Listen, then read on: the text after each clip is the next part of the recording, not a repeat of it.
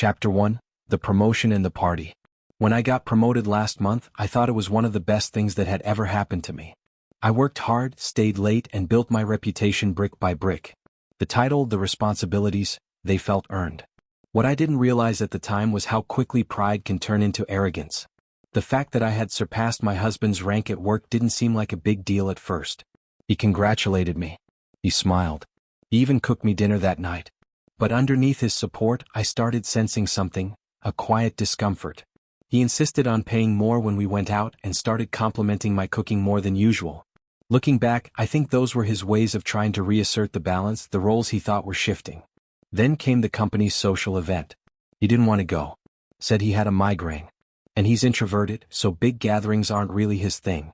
But I pushed. I told him that if he stayed home, people might think he was jealous of me.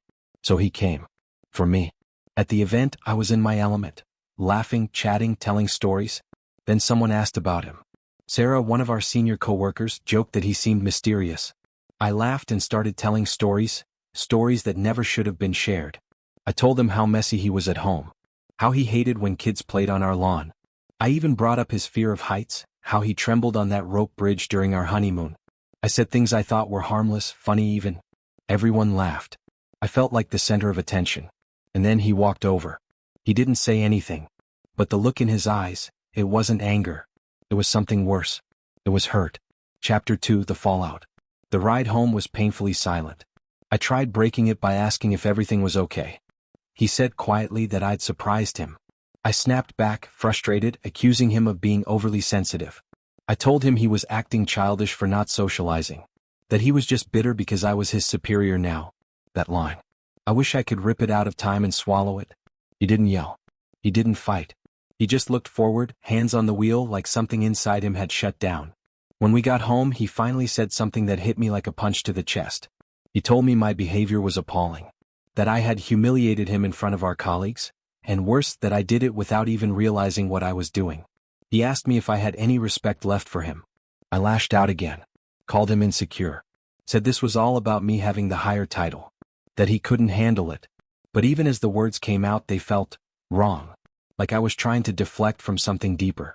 The fight ended with him walking away and going to bed in silence.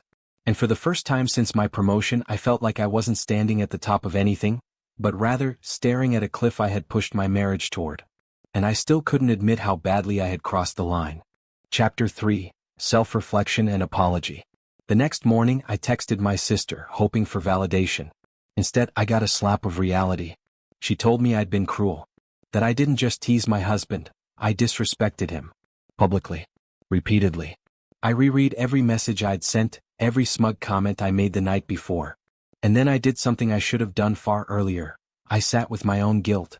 And for the first time I saw things clearly. My husband wasn't jealous of my promotion. He was embarrassed for me, for how I let success poison my humility. I hadn't just told stories. I'd made jokes of his vulnerabilities. The fear of heights? That rope bridge he crossed on our honeymoon? He did that for me not because he wanted to prove anything but because he loved me. And I used that moment to get a cheap laugh. So I apologized. Fully. Without excuses. I told him I was ashamed not just of what I said but of who I had become. I told him I loved him. Respected him. That I would earn his trust back not with words but with actions. And do you know what he said? He said he had already forgiven me. He said he believed I was better than that one mistake. And yet, in his eyes, I could still see something unspoken. A scar maybe not fully healed. Chapter 4: Healing and Moving Forward. He didn't want us to dwell on it. Said we should move forward together. That the promotion didn't matter. That love isn't a title and respect isn't a rank. Since then, things have been smoother at work and at home. He's been joking again. Laughing with colleagues. In fact, just yesterday he told the rope bridge story himself, with a smile. And when he looked at me while telling it, I knew it was his way of saying, I'm still here. But no matter how many good days we have, I'll never forget that night. Not because it ruined us, it didn't, but because it almost did. And now, every time I hold his hand, I don't think of how lucky I am to have been promoted at work. I think of how lucky I am to still be loved by a man who didn't let one terrible night define the rest of our lives.